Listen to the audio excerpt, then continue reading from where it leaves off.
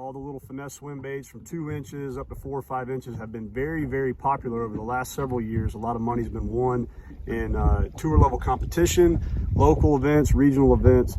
But more importantly, it's just a bait that catches a lot of fish day in, day out. It's a very versatile bait too that can be fished deep, shallow. You can fish it next to targets. You can fish it for suspended fish.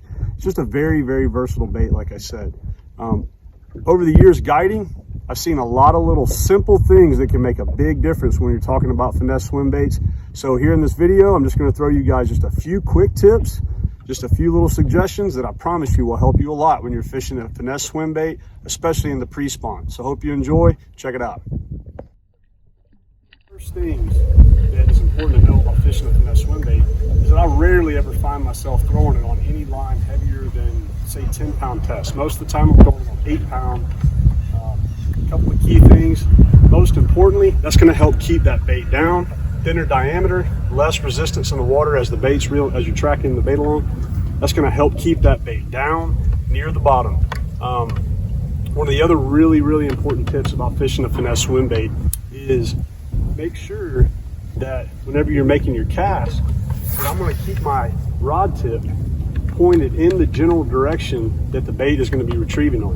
What I mean by that is when the rod tip is facing where the bait is, where the bait's tracking, less resistance. It's going to help keep that bait on the bottom.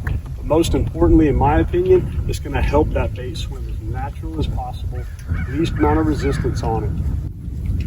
A lot of times you may find yourself kind of reeling it at a 90-degree angle. So your line is going out and bending at a 90-degree angle. It's more resistance on the line, more abrasion on your rod tip, but it also hinders the action of the bait and it keeps it from staying down near the bottom. So generally pointing my rod tip towards where the bait is going to help you out a lot.